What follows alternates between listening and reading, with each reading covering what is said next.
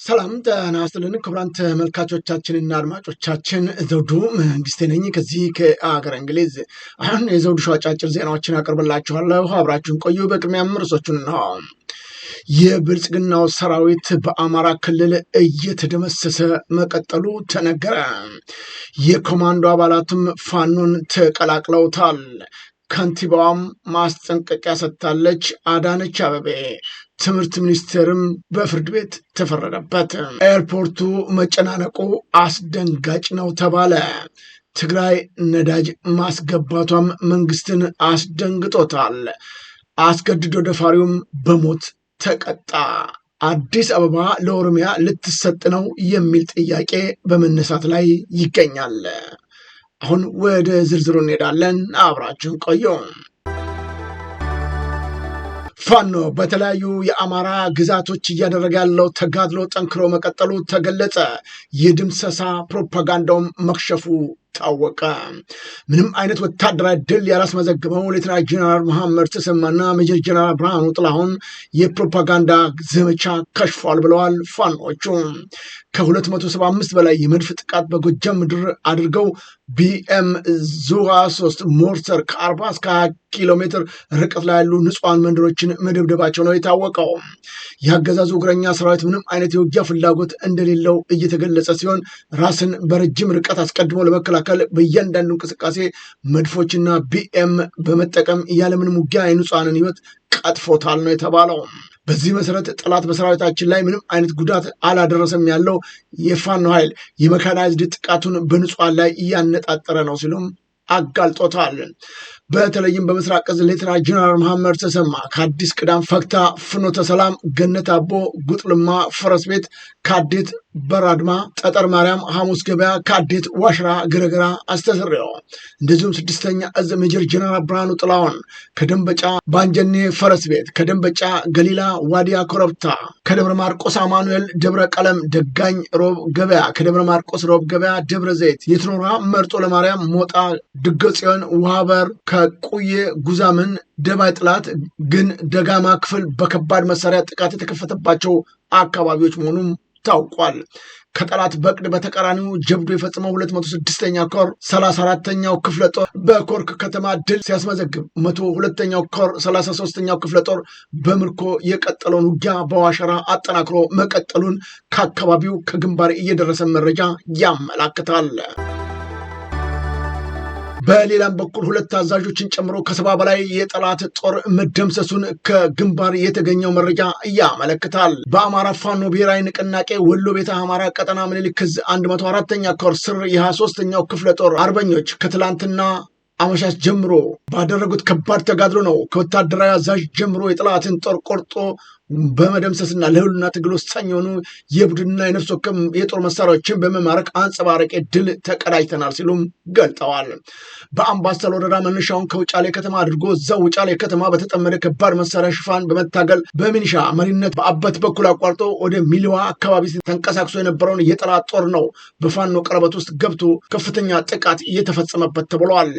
የጠላትን ጦር በትናንትናው ዕለት መነሻውን ውጫሌ በማድረግ በዛው ውጫሌ ከተማ ተጠምዶ ወደ ሚሊዋ አካባቢ የሚወረወረው ከባድ መሳሪያ ሽፋን በመታገዝ ወታደራዊ ቁሱን በግመልና በአህያ ጭኖ በሚኒሻ መንገድ መሪነት በአበት ተራራ በኩል ወደ ሚሊዋ አካባቢ የተንቀሳቅሶ የነበረ ቢሆንም የጠላትን ወደ አካባቢ በሚገባበት ወቅት ምንም አይነት እርምጃ ያልወሰዱበትና ቀድሞ ቁልፍ ወታደራዊቶችን በመቆጣጠር አድፍጠው የነበሩት 23ኛ ክፍለ ጦር አርበኞች ጠላት ወጥመዳቸው ውስጥ በመግባት ካረጋገጡ በኋላ ነው መውጫ መግቢያ በሮቹን ክርችም አድርገው በመዝጋት የጥቃት ዶፍ ያወረዱበት ሲል ከስፍራው ያገኘነው መረጃ ይጠቁማል። ከፍተኛ ጦር ላይ እርምጃ ከመውሰድ በዘለለ በምርኮ የተንበሸበሸው የፋኖ ኃይል የፋኖን ልዩ የጦር ንድፍና የማጥቃት አቅም በተያየበት በዚህ ተጋድሎ ከ70 በላይ ያገዛዙ ወታደሮች ሲገደሉ ቀሪውን ኃይል ከሰዓት በኋላ መተንፈሻ በር አግኝቶ በርካቶች ቁስለኞችን በውሳንሳ ተሸክመው መሸሻቸው ነው የተገለጸው። እገዛ ለማድረግ ወደ ውጫሌ ከተንቀሳቀሰው የጠላት ኃይል ጋር ውጊያውን በዚህ ምሽትም በፋኖ የበላይነት እየተመራ ተጠናክሮ የቀጠለ መሆኑን የአማራ ፋኖ ብሔራዊ ንቅናቄ ወሎ ቤቱ አማራ ምኒልክ ዕዝ ሚዲያና ኮሚኒኬሽን መምሪያ ለዘውዱ ሾው ሚዲያ በላከው መረጃ አስታውቋል።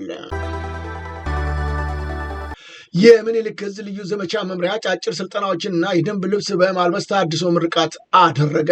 ዘመናዊ ወታደራዊን በመገንባት ረገድ ግንባር ቀደም በመሆን እየሰራ የሚገኘው የአማራ ፋኖ ብሔራዊ ንቅናቄ ወሎ ቤተ አማራ ምኒልክ ዕዝ ልዩ ዘመቻ መምሪያ ነው።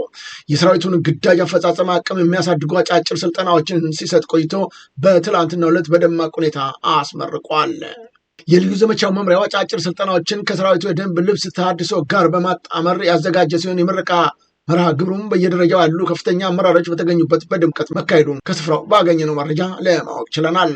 በዕለቱ የተገኙትን አመራሮች ለተመረቁት ሰራዊቱ የቀጣዩን የግዳጅ አፈጻጸም መምሪያ የተለያዩ መልእክት ያስተላለፈ ሲሆን በስልጠናቸውም በግዳጅ ወቅት የላቀ አፈጻጸም ላሳዩ የሰራዊቱ አባላቶች የእውቅናና የሽልማት አሰጣጥ ስነስርዓት ተካሂደዋል።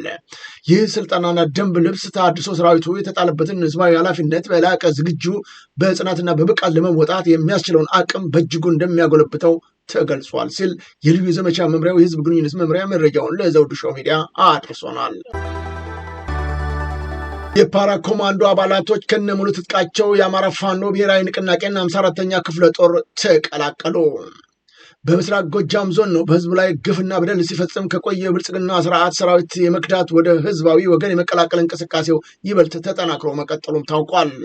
ከምስራቅ ጎጃም ዞን ሞጣ ወረዳ የነበሩ ሁለት የብልጽግና ስርዓቱን የፓራ ኮማንዶ ልዩ ኃይል አባላቶች ናቸው።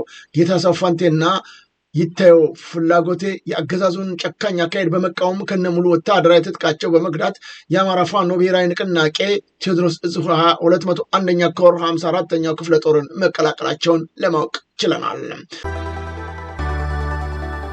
አስገድዶ የደፈረው ተቀጣ። ገላሽን በሙቅ ውሃ አጥብሻለሁ በሚል ነው የ2 ዓመት ህፃን እንዳትጮህ አፏን በማፈን አስገድዶ በመድፈር ወንጀል የፈጸመ ግለሰብ በእስራት መቀጣቱ ታውቋል። በአሶሳ ዞን ባምቢስ ወረዳ ኤዳ ዳቡሌ ቀበሌ ጎጥ 1 በሚባል አካባቢ ነው የወንጀል ድርጊቱ የተፈጸመው። የባምቢስ ወረዳ ፖሊስ ጽሕፈት ቤት አዛዥ ኮማንደር ሀሩር ለገለጹት አወድ አልሐራቢ የተባለ ግለሰብ ግንቦት 16 ቀን 2018 ዓ.ም ከረፋዱ 4 ሰዓት የወንጀል ድርጊቱ መፈጸሙ ተረጋግጦበታል ተብሏል። የ2 ዓመት ህፃን የሆነችውን ገላሽን በሙቅ ውሃ አጥብሻለሁ በማለት ነው እናቷ ልትቀዳ መሄዷን በማረጋገጥ ወደ ራሱ መኖሪያ ቤት ከወሰዳት በኋላ አፏን በማፈን አስገድዶ መድፈር ወንጀል መፈጸሙ የተገለጸው የባምቢስ ወረዳ ፖሊስ ምርመራ መዝገቡ በሰውና በሰነድ ማስረጃ በማስደገፍ ክሱ የቀረበበት ፍርድ ቤትም የቀረበው ማስረጃ ከመረመረ በኋላ ተከሳሹን ጥፋተኛ መሆኑን በማረጋገጥ የወንጀል ክብደት ነቅጣት ማክበጃ እና መቅለያ ሁኔታዎችን በማገናዘብ ከሐምሌ 13 2018 ዓ.ም በዋለው ችሎት በ19 ዓመት ጽኑ እስራት እንዲቀጣ የተወሰነበት መሆኑ ተገልጿል። ይህ በእንዲህ እንዳለም በኮንታ ልዩ ወረዳ እናትን ገድሎ ልጃቸውን የደፈረው ግለሰብ በሞት እንዲቀጣ ተወስኖበታል። በኮንታ ልዩ ወረዳ ነው የግንባር አገር የቀበሌ ነዋሪ የሆነው ተከሳሽ አብርሃም አመለ ቦንጀሬ በፈጸመው 3 ከባድ ወንጀል በሞት እንዲቀጣ የኮንታ ልዩ ወረዳ ከፍተኛ ፍርድ ቤት ውሳኔ አስተላልፎበታል። ተከሳሹ ግንቦት 5 2018 ዓ.ም ከገበያ ስትመለስ የነበረችውን የ15 ዓመት ታዳጊ ጠልፎ ወደ ጫካ በመውሰድ ነው ሊደፍራት ሲታገል የልጇን ጩኸት ሰምታ የደረሰችው እናት ወይዘሮ አይናቴ ኬንቶ በጩቤ ወግቶ በመግደል ገደል ውስጥ ወርውሮታል ይላል የመጀመሪያው ክስ። ተከሳሹ እናትን በአሰቃቂ ሁኔታ ከገደለ በኋላ የጠለፋትን ታዳጊ ልጅ አስገድደው መድፈሩን የፖሊስ ምርመራ ውጤትና የአቃቢ ሕግ ማስረጃዎች አረጋግጠዋል። በመሆኑም ፍርድ ቤቱ ሐምሌ 1 2018 ዓ.ም በአስቻለው ችሎት ተከሳሹ በፈጸማቸው በጭካኔ መግደል በታዳጊ ልጅ ላይም ጠለፋና አስገድዶ መድፈር ወንጀል ጥፋተኛ በመሆኑ የሞት ቅጣት የተወሰነበት መሆኑ ተገልጿል። በሌላም በኩል የ20 ዓመት የገዛ ልጁን አስገድዶ የግብረ ሥጋ ግንኙነት ያደረገው አባትም በእስራት መቀጣቱ ተገለጸ። በምዕራብ አባያ ወረዳ ነው ብርብር ከተማ መንደር 7 ነዋሪ የሆነ ኢንስፔክተር ግርማ ጌታቸውና ከወይዘሮ መስከረም ሙሉጌታ የተወለደችውን ልጅ ሀና ግርማ እድሜ 20 ዓመት የደረሰና የ9ኛ ክፍል ተማሪ ስትሆን መንግስት ባስታጠቀው ሽጉጥ በማስፈራራት ነው በ6/9/2018 ዓ.ም ከምሽቱ 2 ሰዓት አካባቢ ቡና እያፈላች ባለችበት ከኋላ በመምጣት በጉልበት ወደ መኝታ ክፍል በማምራት የለበሰችውንም ቀሚስ በማስወለቅ ክብረ ንጽህናዋን በመገርሰስ በጉልበት የግብረ ስጋ ግንኙነት ሲፈጽም ልጅቷ ባሰማቸው ድረሱልኝ ጥሪ ጎረቤት በመስማት ነው መደፈሯን ከአንደበቷ ሰምተው ሲያረጋግጡ ለፖሊስ ጥቆማ በማድረግ የማጣራት ስራ በመስራት በሕግ ሲታይ ቆይቶ የምዕራብ አባያ ወረዳ ፍርድ ቤት በተከሳሹ ላይ 9 ዓመት ከ3 ወር ጽኑ እስራት የተፈረደበት መሆኑ ተገልጿል። ክቡራን ተመልካች አድማጮቻችን እነዚህን ተከታታይ የአስገድዶ መድፈር ወንጀል ድርጊቶች ስንዘግብ እጅግ ብናዝንም ይሁን እንጂ መረጃውን ለእናንተ ክቡራን ተመልካች አድማጮቻችን ማሳወቅ ግዴታ ስለሆነብን ብቻ ነው። በተለይም የ2 ዓመትን ህፃን ልጅ አስገድዶ ደፈረ ለማለትም እጅግ የሚከብድ ነው። እንዲህ አይነት ዘግናኝ ተግባሮች ሲፈጽሙ ማስተዋል አሁን እየተለመደ መጥቷል። ግን እንዴት ነው ሊቆም የሚችለው የሚለውን ጉዳይ በተለይም የሃይማኖት አባቶችና እንዲሁም ጉዳዩ የሚመለከታቸው አካላቶች ትኩረት ሊሰጡበት ይገባል ይላል የዘውዱ ሾው ሚዲያ። ከንቲባ አዳነች አቤቤ ታጥረው የተተዉ መሬቶችን ላይ ጥብቅ እርምጃ እንደሚወሰድ አስጠነቀቀች። የአዲስ አበባ ከተማ አስተዳደር ታጥረው ያለምንም አገልግሎት የተቀመጡ መሬቶችን በማጣራት በሚቀጥሉት 2 ወራት ውስጥ ጥብቅ እርምጃ እንወስዳለን ስትል ነው አዳነች አቤቤ ያሳወቀችው። ከንቲባዋ ይህንን ያለችው በከተማው አስተዳደሩ የ5 ዓመት ስትራቴጂካዊ እቅድ 2018 ዓ.ም በጀት ዓመት አፈጻጸም ግምገማም ማጠቃለያ መድረክ ላይ እንደሆነ ታውቋል። ለከንቲባዋ ገለጻ አዲስ አበባ መሬት ታጥሮ የሚቀመጥባት ከተማ መሆን እንደሌለባት ቀደም ሲልም የተደረሰው ስምምነት በሚጥሱ አካላት ተጨማሪ ድል እንደማይሰጣቸውም አስጠንቅቃለች። በሌላም በኩል በከተማ የሰላምና ደህንነት ሁኔታ የተረጋጋ መሆኑን በመግለጽ በርካታ ሀገር አቀፍና ዓለም አቀፍ ዝግጅቶች ያለ ደህንነት ችግር በሰላም መጠናቀቃቸውንም ገልጣለች። በተጨማሪም የከተማ የገቢ አሰባሰብ ስራ በዘመኑ ውጤታማ መሆኑን ጠቅሳ በአፍሪካ ኢኮኖሚ ኮሚሽን ጥናት መሰረት የአዲስ አበባ ገቢዎች ቢሮ በአፍሪካ ከተመረጡ 6 ምርጥ ከተሞች መካከል በአሰራር ደረጃ አንደኛ መሆኑንም ጠቁማለች። በከንቲባ አዳነች አቤቤ መልካም ስራ የተሰሩ እንደሆነ ብትገልጽም ግን በአሁኑ ሰዓት መሬት ላይ የሚስተዋለው የኢትዮጵያ ሕዝብ በተለይም አዲስ አበባ ነዋሪ ችግር፣ መከራና ስቃይ፣ ጩኸት የበዛበት ግን መፍትሄ የማይገኝበት አገር መሆኗ እየታወቀ በአፍሪካ ቀዳሚ ነን ብሎ መረጃዎችን ማከል ምን ማለት ነው የሚሉ ጥያቄዎችም አንስተዋል። በተለይም የአዲስ አበባ ነዋሪዎች ነዳጅ ከኤርትራ ወደ ትግራይ መግባቱ ተነገረ። ነዳጅ ከኤርትራ ወደ ትግራይ መግባቱ የኢትዮጵያን መንግስት አስደንግጦታል። በትግራይ ክልል በኤርትራ በኩል አስገብተዋል የተባለው ነዳጅ ለህዝብና ለአስተዳደራዊ አገልግሎት ሳይሆን ለወታደራዊ ዓላማ ብቻ እንዲውል ስምሪት መሰጠቱም ነው እየተሰማ የሚገኘው። ይህ ውሳኔ ህወሓትን ለአዲስ ጦርነት እየተዘጋጀ መሆኑን የሚያሳይ እንደሆነ ከአካባቢው የሚወጡ መረጃዎች ጠቁመዋል። የነዳጁ በኤርትራ በኩል መግባት ደግሞ በሁለቱ ወገኖች መካከል በግልጽ አዲስ የፖለቲካ የጥቅም ጥምረት ወይም ቴክኒካል አላያንስ መፈጠሩ መረጃዎቹ አመላክተዋል። ይህ በቀጠና አዲስ የደም መፋሰስ፣ የህዝብ መከራ የማያስገባ አደገኛ ሁኔታ እንደሆነ ተንታኞች ምልክታቸውን ያስቀመጡ ቢሆንም በብልጽግናዎች በኩል ግን ከፍተኛ ድንጋጤ ውስጥ መግባታቸው ነው የተገለጠው። በትግራይ አውሮፕላን ማረፊያ የታየው ረጅም ሰልፍ አስደንጋጭ ተባለ። በትግራይ ክልል በሚካሄዱ የግዳጅ ወታደራዊ ምልመላ ለማምለጥ በየብስ መንገዶች ለመጠቀም የሞከሩ በርካታ ወጣቶች በኬላዎች ጥብቅ ቁጥጥር ምክንያት መውጣት አለመቻላቸው ነው የተገለጸው። ታዲያ ይህን ተከትሎ የአየር ትራንስፖርት ፍላጎት በከፍተኛ ሁኔታ በመጨመሩ ከመቀሌ ራስ አሉላ አባነጋ አየር ማረፊያ ወደ አዲስ አበባ ለመጓዝ ትኬት የቆረጡ መንገደኞች እስከ 2 እና 3 ሳምንት የሚደርስ ረጃጅም ወረፋ ለመጠበቅ መገደዳቸው ነው የተነገረው። በትግራይ ውስጥ ያለው እንቅስቃሴ እጅግ አስደንጋጭም እየሆነ መምጣቱ ተገልጿል። የትምህርት ሚኒስቴር መመሪያ በፍርድ ቤት ውድቅ ተደረገ። የፌዴራል ከፍተኛ ፍርድ ቤት የትምህርት ሚኒስቴር ያወጣውን አጠቃላይ ትምህርት ዘርፍ የትምህርት ቤቶች ፈቃድ አሰጣጥና እደሳት መመሪያ ቁጥር 992/2016 ውድቅ ተደርገዋል። የ3 ዳኞች ችሎት መመሪያው ህጋዊ ስነስርዓት ሳይከተል የወጣ ከሚኒስትሩ ስልጣን በላይ የሆነና የበላይ ህጎች ጋር የሚጋጭ ሲል ነው ብይን የተሰጠበት። ክሱ የተመሰረተው በሳንፎርድ ኢንተርናሽናል ትምህርት ቤት የ132 ተማሪ ወላጆች ሲሆኑ ትምህርት ቤቱ መመሪያውን ለመደበኛ ያልሆነ የክፍያ ጭማሪ እንደ ህጋዊ መሳሪያ ተጠቅሞበታልም ብለዋል። የወጣው መመሪያ በሀገር ውስጥ በውጭ ባለሀብቶች እንዲሁም የማህበረሰብ ትምህርት ቤቶች ፈቃደኝነት እድሳት ለመደንገግ ያለመ እንደነበረም ዘገባው አመልክቷል። በምክክር ጉባኤው ለአዲስ አበባ 4 አማራጮች መቅረባቸው ተገለጸ። አዲስ አበባ በኦሮሚያ ልትካተት ነው የሚለውም ጥያቄ አነጋጋሪ ሆነዋል። ከተቀመጡት 4 አማራጮች የቀረቡት የአዲስ አበባ ኮሚሽን ለተወካዮች ባቀረበው የሀገራዊ ምክክር አጀንዳዎች የውይይት መሪ ጥያቄዎች ሰነድ መሰረት አዲስ አበባ ህጋዊ አቋም 4 አማራጮችም ቀርበውላታል።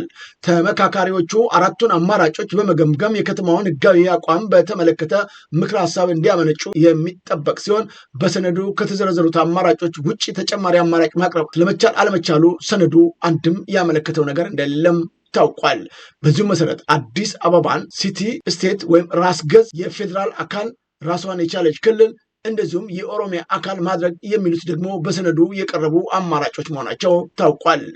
በተለይም በርካቶቹ ጉዳዩን አዲስ አበባን በኦሮሚያ ለማካለል የታሰበ እቅድ እንዳለም የሚጠቁሙ ቢሆንም የአዲስ አበባ በኦሮሚያ ክልል ያላት ግንኙነት ግን የከተማ በጀት ድርሻ ጉዳይ፣ የፌዴራል ዋና ከተማ ጉዳይ፣ የአዲስ አበባ ፖሊስና ፍርድ ቤቶች ጉዳይ፣ የከተማውን ወሰንና ቦታዎች ስያሜዎች፣ የከተማዋ የስራ ቋንቋ እንዲሁም የከተማዋ ታሪካዊ ቅርሶች አካታች ጉዳይ ጥያቄዎች የተዘጋጁላቸው ምክክር ንዑስ አጀንዳዎችም ሆነዋል ነው የተባለው።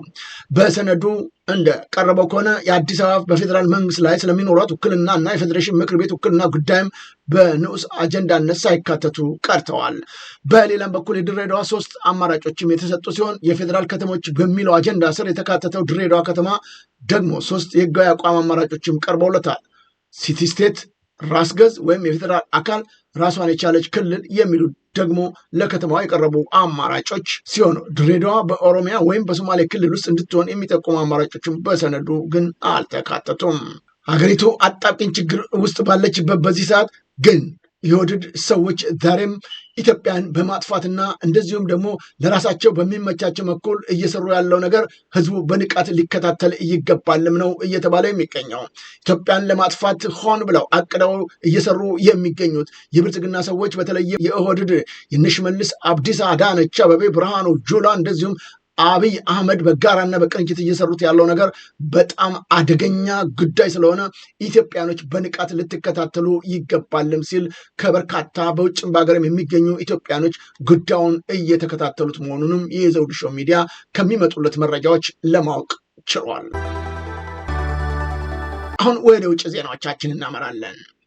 ኢራን የአሜሪካንን ትልቁን መስሪያ ቤት አወደመችው። በባህረ ሰላጤው ሀገራት የሚደረጉን አብዛኛውን አይነት የአሜሪካ ተግባር ማሳለጫ መቆጣጠሪያ መስሪያ ቤትን ቢሮ የሆነውን ትልቁን ህንፃ ነው ያወደመችው ኢራን።